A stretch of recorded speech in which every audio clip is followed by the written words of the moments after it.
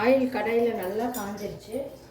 இப்போது நான் பச்சை மிளகாய் ஒரு 5 வரமிளகாய் 2 எடுத்துக்கிறேங்க. இதை போட்டு நல்லா பொரிச்சு எடுத்துக்கலாம். ஆயிலில் பாருங்கள், இந்த மாதிரி பொரிஞ்சோன்னே எடுத்துக்கலாம். இப்போ இது கூடவே கடலைப்பருப்பு 2 ஸ்பூன், உளுந்து 1 ஸ்பூன் எடுத்துருக்கேன். இதுவும் நல்லா பொரியணும். நமக்கு ப்ரௌன் கலரில் ஆகட்டுங்க, எடுத்துக்கலாம். இது கலர் நல்லா சேஞ்ச் ஆகி வரணும் நமக்கு.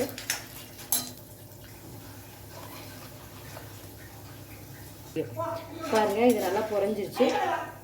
இப்படி எடுத்துக்கலாம். இது நல்லா மிக்சியில் நைஸாக அரைச்சிக்கலாங்க ஆறணுன்னு. இதே ஆயிலில் நீ வேணாம் விடு, நம்ம திட்டுவா. பாருங்கள், இப்போது இந்த புதினா காயை தச்சு போட்டுக்கலாம். புதினா வேகட்டும்.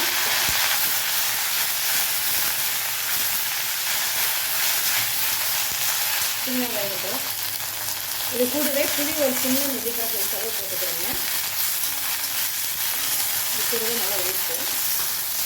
பாருங்கள், புதினா நல்லா வதங்கிடுச்சு. இப்போ நான் எடுத்து வச்சுருக்க கொத்தமல்லி, புதினா கம்மியாக போட்டு கொத்தமல்லி கொஞ்சம் அதிகமாக போடுறேங்க. இது ரொம்ப நேரம் வேகணும்னு சொல்லி நமக்கு கொத்தமல்லி 5 நிமிஷம் எல்லாம் போடுங்க. இது சீக்கிரம் வதங்கிடும்.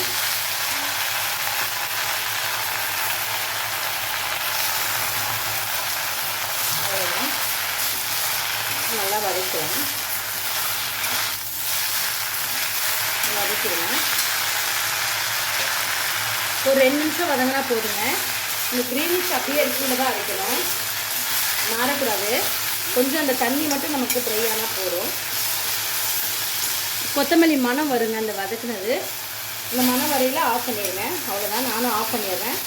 இது ஆறிட்டோன்னு இதை ஃபஸ்ட்டு மிக்சியில் பல்ஸ் போட்டு எடுத்துட்டு அதுக்கப்புறம் கீரையை போட்டு பல்ஸ் போட்டு எடுத்துக்கலாங்க.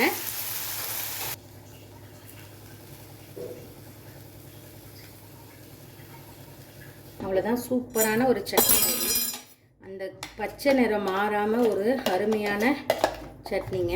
கண்டிப்பாக நீங்களும் இந்த மாதிரி ட்ரை பண்ணி பாருங்கள். ட்ரை பண்ணி பார்த்து கமெண்ட் பண்ணுங்கள். இது சாப்பாட்டுக்கும் நல்லாயிருக்கும். இட்லி தோசை எல்லாத்துக்குமே சூப்பராக இருக்குங்க. துவையல் மாதிரி சாப்பாட்டுக்கு கூட வச்சு சாப்பிட்லாங்க. ஒரு அருமையான சட்னி ரெடிங்க. இந்த வீடியோ பிடிச்சிருக்குன்னு நினைக்கிறேன். பிடிச்சிருந்தா லைக் பண்ணுங்கள், ஷேர் பண்ணுங்கள், மறக்காமல் சப்ஸ்கிரைப் பண்ணுங்கள். இன்ஸ்டாகிராம் பேஜையும் ஃபேஸ்புக் பேஜையும் ஃபாலோ பண்ணிக்கோங்க. தேங்க்யூ ஸோ மச் ஃபார் வாட்சிங். பாய்.